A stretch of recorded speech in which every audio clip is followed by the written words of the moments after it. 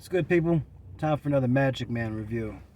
For today's book, the author hangs out sometimes in the chat for. It's a show that comes on YouTube. I think it comes on other different channels, but I watched it on YouTube. It's called Dark Journalism, and I saw him in the chat. I said, "Hey, listen, Joseph Farrell, guess what? I'm gonna read one of your books and do a review on it." So he's like, "Yeah, go ahead." He's a cool dude too. Easy to talk to, but you'll catch him in there sometimes if you watch that show. I watch it. It's pretty cool. I'll put the link in it in the description below after I finish with this video. Anyway, the book, The Grid of the Gods, by Joseph P. Farrell and Scott D. Hart. All right, now this book is. It's one of the things that got me about this book is I read the whole book. It says the aftermath of the cosmic war and the physics of the pyramid peoples. Okay, now he doesn't really get into the cosmic war in this thing. You kind of have to infer it. The thing is, he's written a lot of books, and so you have to. I guess you have to read a whole bunch of different of his books to get a little theory. But actually, I've watched a couple of his podcasts, so I kind of understand what he's getting at. The whole part of this book is now. One thing you got to realize about this book, it's not a book for normies. Like, it came from Adventures Unlimited. That was one of the publishers. I think Amazon picked it up. I don't know, but you can get them off Amazon. They got all these different books in here, and these books are not for people. You don't get these books at the library, all right? And you don't pick it up at Barnes and Noble or wherever they're selling books in your town. You just don't get these books there. I mean, you might. But this is not really something they keep on there. You got to order this book. But anyway, this is deep down the rabbit hole. So put on your little, your aluminum hat. Not your tinfoil. We switched over to aluminum a couple years back, so you got to do aluminum hat these days. All right. But anyways, this is a good book. Either way, what his main he bounces all over the place in this book too. It's kind of like, what are you getting at, bro? And he even acknowledges in the book, he's like, if you don't see what I'm getting at, just wait a couple, read the next chapter, and I'm like, okay, I got you. It's still kind of like, where are you getting at, bro? But he's talking about different points of the earth and different structures like the pyramids, not just the one in Egypt, but like worldwide, different structures that use geometric forms. And he's saying that these things were not built by the so-called indigenous peoples, Since when were the Egyptians indigenous? But and it actually alludes to this, and one of the other books that I read as well. One of these pyramids, they did it was in South America or Central America, and they did an archaeological study on it. And they found they went layer to layer to layer to layer because they only studied the top layers, and they attributed everything to the people that lived on the top layer, But they go down a second layer, a third layer, and a fourth layer until they hit the bedrock to where the structure was standing on. And there's 5 different civilizations that come through there, either died out or moved somewhere else. And this was thousands upon thousands and thousands of years. So they're not. What he's saying is these structures were originally built as machines, not so much as temples or anything like that. Though they served a temple function, and he's also alluded to this book when one of the reasons they were butchering so many people in South America and stuff like that on these temples was to get to make it perform what it was supposed to be doing. Okay, not so much that the sun needs to come up every day. Maybe that was something they told their people so they would do it. But they were saying they knew what these machines were supposed to do, but as time went by and generation after generation passed, maybe some other people came through, they lost the knowledge how to use these machines. And it's pretty cool. The one thing he really stresses on this book, and he starts off talking about the atom bomb. And he's like, what are you talking about, bro?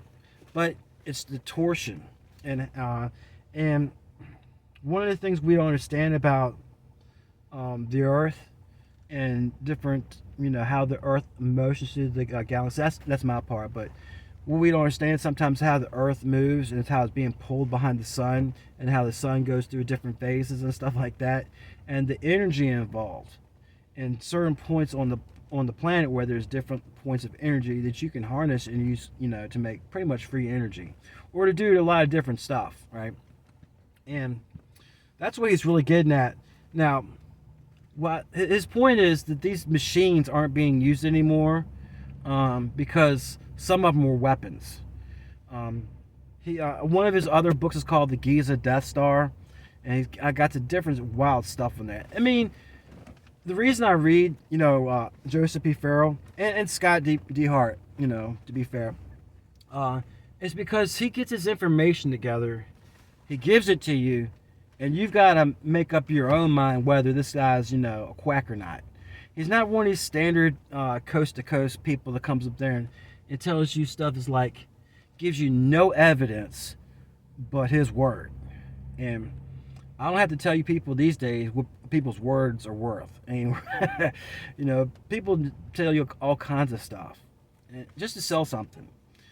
A lot of the stuff you'll see on YouTube, a lot of the videos on there, I mean, certain times they're being paid to put out a certain message, or they're just hopping on something, They're latching on different theories or other people's work, and they'll try to make it their own, and they're just doing it to get a paycheck, and they're making good money too. As you can see, I'm on nobody's payroll. But if you want to put me on your payroll, I am a hua. Okay, so just wanted you to know.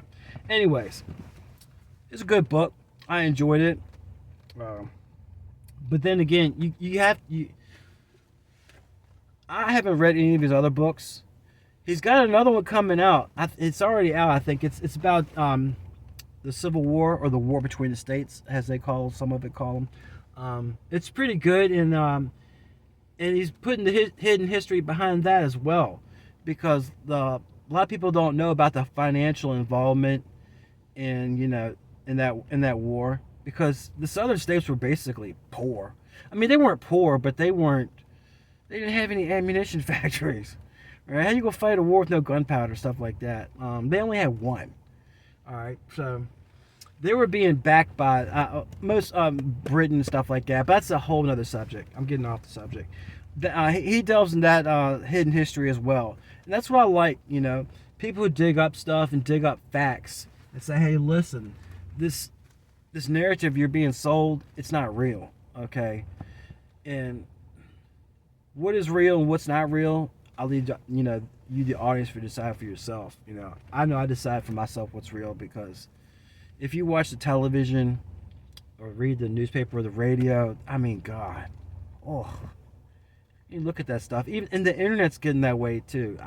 I'm wondering if it's like that in different countries, where you can go and just look up stuff. Like if I lived in, I don't know, Colombia or something like that, or I don't know. I think it was a country that doesn't do censorship. India. If I went to India, I bet you I could get all kinds of stuff, all kinds of goodies, And their civilization is old as hell too. They've been around for a long time. I heard something interesting the other day, that one of the ironies of when the separation between Pakistan and India, when the British left and they divided the country between Hindus, Sikhs, and Muslims, that the Indians, they get their whole civilization and the name for the country from the Indus Valley, and the Indus Valley is in Pakistan. It's crazy how the world works sometimes. And this is the kind of stuff, if you like hidden history, Joseph Farrell writes all kinds of books. He does a lot of stuff. There's some of his stuff in here. Let me see. He does a lot of stuff about the Second World War. Let me see. Let me find one of his more famous ones. Let me see. Some of this stuff is it's like, I don't know if y'all remember Fate magazine used to come back, and there was just weird stuff. It's some of the stuff people just made up. There's one of his good ones. One of the most well-known is the SS Brotherhood of the Bell, the Nazis' Incredible Secret Technology by Joseph Farrell. That's a really popular one. I recognize it's not really something I want to get into. I kind of know what the premise behind it to begin with, but I'm kind of done with the World War II. I mean, oversaturated with war to begin with. It's a good book. Check it out. Joseph P. Farrell, The Grid of the Gods. Oh, and Scott D. Hart. Till next time.